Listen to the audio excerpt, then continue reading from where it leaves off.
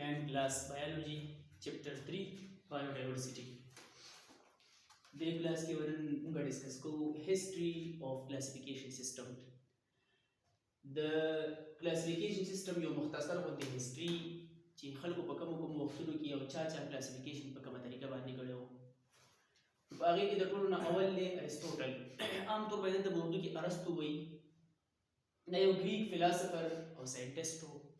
یوناني فلسفي او ساينسدان 4 BC ان څلور سوه کاله د عیسی علیه السلام نه مخکې دا د زمانه و عام طور باندې د فادر اف ساينس وایي، بابای ساينس ورته وایي.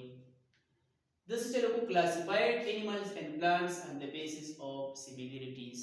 د مشابهاتو په بنیاد باندې د plants او د animal classification وکړو.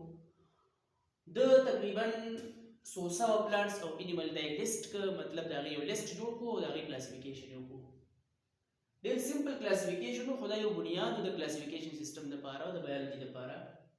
د او د شاګردانو داسې چلو کو چې پلانټ واخیسته او د غي classification وکړو as grasses, bushes and trees.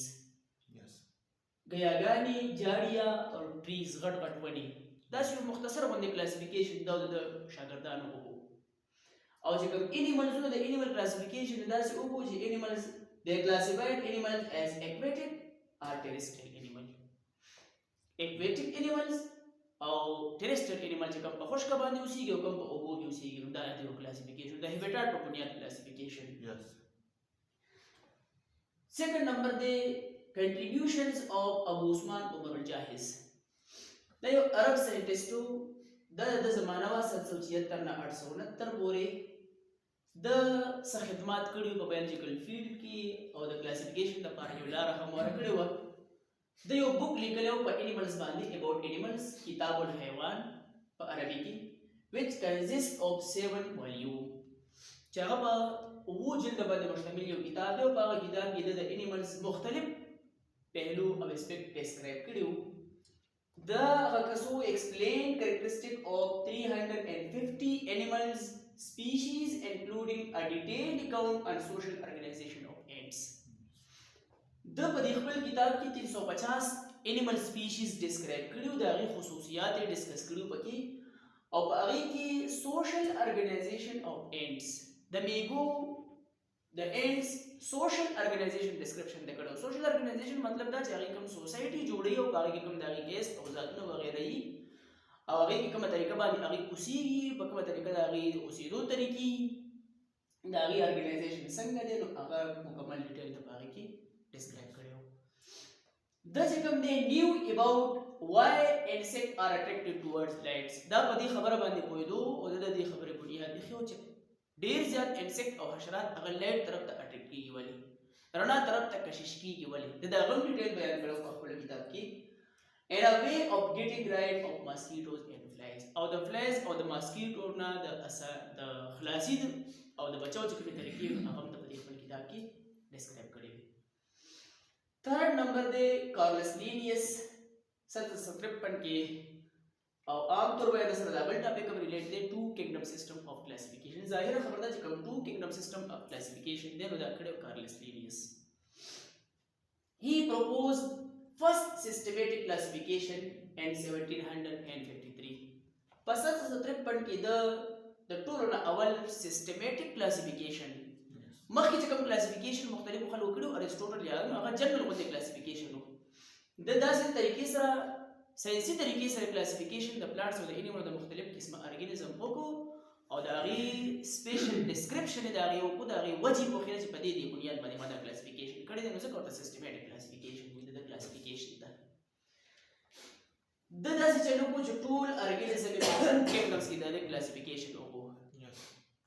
کینګډم پلانټي all three green plants, algae, fungi and bacteria. Yes. Two kingdom system classification دا وکړو. ټول ارګانیزم یې واخیسته په ټو کینګډمز کې کلاسیفاید کړ، پلانټ کینګډم او انیمل کینګډم. چې کوم پلانټ کینګډم وو په هغې کې ټول ګرین پلانټس شامل وو، algae, fungi and bacteria. یعنې مطلب د ده په کلاسیفیکیشن کې ټول پلانټس، algae, fungi او bacteria هغه په کینګډم پلانټي کې شامل وو. او دویم نمبر کینګډم انیملیا unicellular and multicellular animals. unicellular او multicellular animal په هغه کې شامل کړو. اگر چې اوس په ماډرن کلاسیفیکیشن کې اوس چې کوم کلاسیفیکیشن په هغه کې unicellular organism هغه animal نه دي. ډیر زیات داسې unicellular organism دي چې هغه not included in animals. خو دې کلاسیفیکیشن داسې کړی و چې کوم animal کینګډمونو په هغه کې ټول unicellular او multicellular هغه ته چې کوم animal د plant او د algae د fungi د دینه علاوه د بکټیریا نه هغه په animal kingdom کې include. limitations او غلطیانې د کارلس لینیس د ټو کینګډم سیستم کلاسیفیکیشن هغه دا دي چې د په کلاسیفیکیشن کې یوګلینا د دې یوګلینا خصوصیتونه د پلانټس او د انیمل په شانتي کریکټرز دي.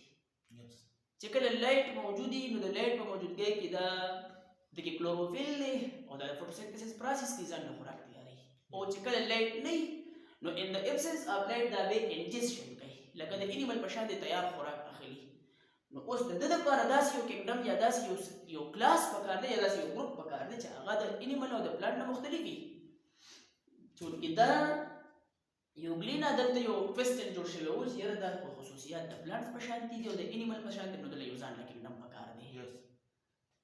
Second number, this system of classification did not clear prokaryotes and eukaryotes. The prokaryotes or the eukaryotes concept د دغه باره کې څه خبره څه وضاحت نو کلیر هغه نو په دې بنیاد باندې دا د یو غلطي وه. دریم نمبر لیمیټیشن د دې دا دی چې فنجای should not include in plant kingdom.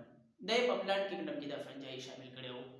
نو په فنجای کې خو کلوروفیل نشته اخو ځان له خپل خوراک په خپله نشي تیارولی. having no chlorophyll obtain food through absorption. چونکې دا د absorption په ذریعه باندې خوراک حاصلي او په دې کې کلوروفیل نشته دی دا سپروفیټک دي. د دې بنیاد باندې دا په پلانټ کینګډم کې شاملول نو پکار. نو دا د کلاسیفیکیشن سیستم لکه د هیسټري ټو کینګډم سیستم او د هغې